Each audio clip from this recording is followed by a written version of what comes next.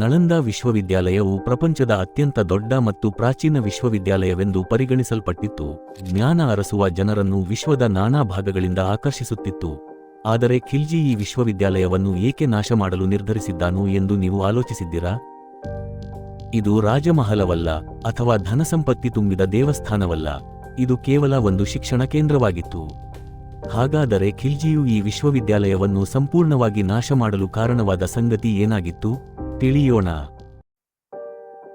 ಗುಪ್ತ ಸಾಮ್ರಾಜ್ಯದ ಕಾಲದಲ್ಲಿ 5ನೇ ಶತಮಾನದಲ್ಲಿ ಸ್ಥಾಪಿತವಾದ ನಳಂದಾ ವಿಶ್ವವಿದ್ಯಾನಿಲಯಕ್ಕಿಂತ ಹೆಚ್ಚು ಜ್ಞಾನಕೋಶವಾಗಿತ್ತು.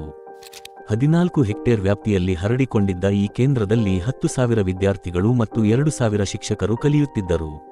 ಧರ್ಮಗಂಜ ಎಂಬ ಗ್ರಂಥಾಲಯವು ಪ್ರಪಂಚದ ಅಪೂರ್ವ ಗ್ರಂಥಗಳನ್ನು ಹೊಂದಿತ್ತು. ಆದರೆ ಇಂತಹ ಮಹತ್ವದ ಕೇಂದ್ರವನ್ನು ಯಾರಾದರೂ ಏಕೆ ನಾಶ ಮಾಡಬೇಕು? ಬಖ್ತಿಯಾರ್ ಖಿಲ್ಜಿಯು ದೆಹಲಿ ಸುಲ್ತಾನತದ ಟರ್ಕಿಕ್ ಸೇನಾ ಮುಖ್ಯಸ್ಥನಾಗಿದ್ದು ತನ್ನ ಕ್ರೂರವಾದ ಜಯಗಳಿಗಾಗಿ ಪ್ರಖ್ಯಾತನಾಗಿದ್ದನು.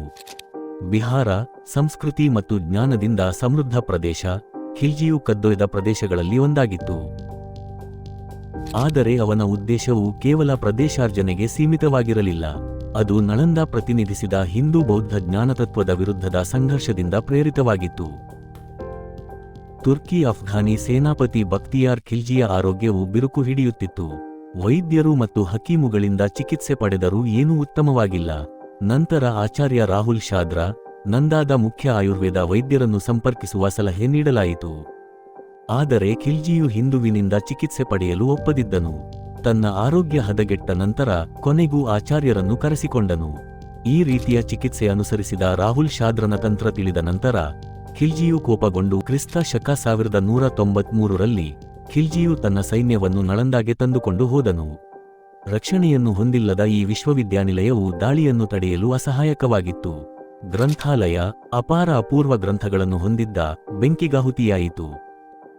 ಇತಿಹಾಸದಲ್ಲಿ ಈ ಬೆಂಕಿ ತಿಂಗಳವರೆಗೆ ಉರಿಯಿತು ಎಂದು ಹೇಳಲಾಗಿದೆ. ಇದು ಕೇವಲ ದಾಳಿ ಅಲ್ಲ, ಇದು ಭಾರತದ ಬೌದ್ಧಿಕ ಪರಂಪರೆಯ ಮೇಲೆ ನಡೆದ ಹಿಂಸಾತ್ಮಕ ಆಕ್ರಮಣವಾಗಿತ್ತು. ನಳಂದಾದ ನಾಶದಿಂದ ಭಾರತದ ಶ್ರೇಷ್ಠ ಅಧ್ಯಯನ ಪರಂಪರೆಯ ಕ್ಷೀಣತೆ ಪ್ರಾರಂಭವಾಯಿತು. ಆದರೆ ನಳಂದಾದ ಪರಂಪರೆಯು ಇನ್ನೂ ಜೀವಂತವಾಗಿದೆ.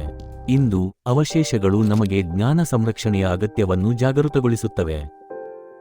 ಇತಿಹಾಸವು ನಮಗೆ ಅಮೂಲ್ಯ ಪಾಠಗಳನ್ನು ಕಲಿಸುತ್ತದೆ.